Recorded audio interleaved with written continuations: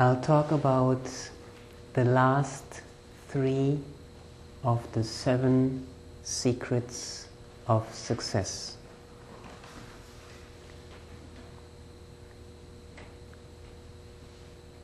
Would anyone like to say which was the last secret of success that we talked about in the last talk that I gave on the 7 secrets of success?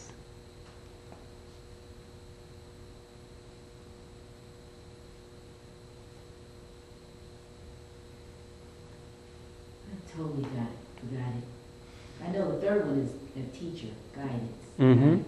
That's right. I totally forgot it. Mm-hmm. The 4th secret is to keep the mind... Mental balance. Mental balance. Keep the mind in a balanced state. And the 4th and the 5th secret go hand in hand.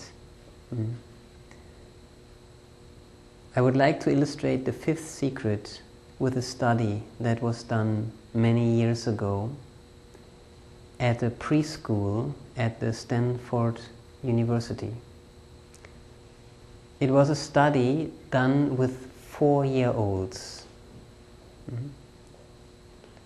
And the experimenter sat with all the 4-year-olds and told them, "Look, I have 2 marshmallows here. Both are for you. I need to go out on an errand right now. And if you can wait until I come back from the errand, you can have both of your marshmallows. But you have to wait until I come back. If you can't wait until I come back, if you don't want to wait, you can have 1 marshmallow and you can take it any time." So the experimenter left the room, and some kids were immediately determined to get the 2 marshmallows. So they did whatever they could to distract themselves from the temptation. They sang to themselves, they talked to themselves, they played with their hands and feet, they sang, they tried to put themselves to sleep.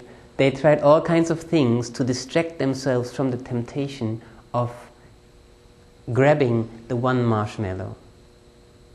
Whereas some others, they immediately went for the 1 marshmallow and ate it. And about 20 long minutes later, the experimenter came back. And so those who waited then got their reward of the 2 marshmallows. That was the first part of the study. The second part of the study happened about 13 years later. University faculty visited those who were kids then, who are now adolescent, and interviewed them. And they noticed quite a difference in the behavior and personalities of these 2 groups. The one group of kids who went for the immediate satisfaction, going for the 1 marshmallow, and the other group being able to wait and delay their gratification and then getting the 2 marshmallows. The first group of kids who went for the 1 marshmallow, in the interviews, they themselves expressed themselves as feeling not having a very high regard for themselves, saying that they easily get irritated when they are confronted with problems, having a hard time taking initiatives and following through, and quite easily getting into arguments and quarrels. Whereas the other group of kids who delayed their gratification as a whole, not 100%, but as a whole, that group, the people in that group were expressing themselves generally, seeing themselves as being quite self-confident, being ready to take initiatives, challenges, overcoming stressful and difficult situations. And they had markedly higher rates in their school tests. They were academically substantially performing better. Now, this study simply indicates that the ability to control one's impulses, to delay gratification, is closely related to one's personal development. It just indicates that. And remember, in the beginning I said this fifth secret, which is actually called self-restraint, is closely related to the fourth secret, which is keeping the mind in a balanced state, mental balance.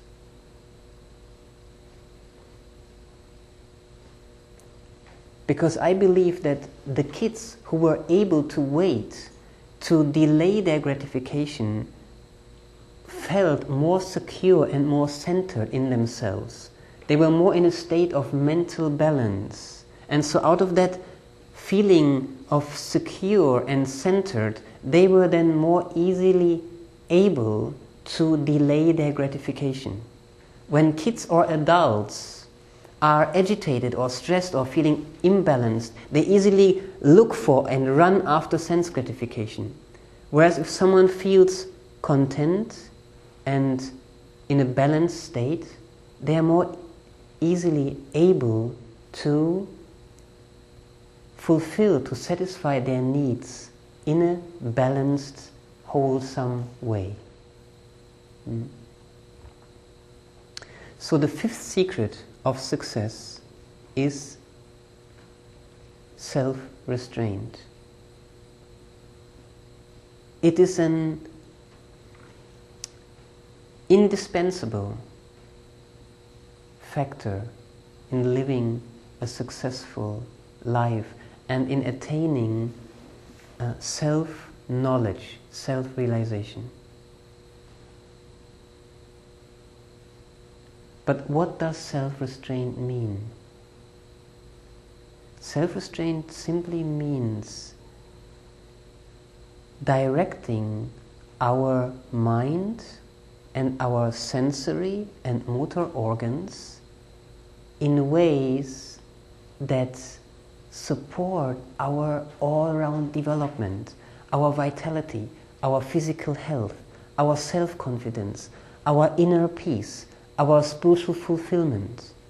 To direct our mind and sense organs in such a way that will support that kind of unfoldment, that way of acting is called self-restraint.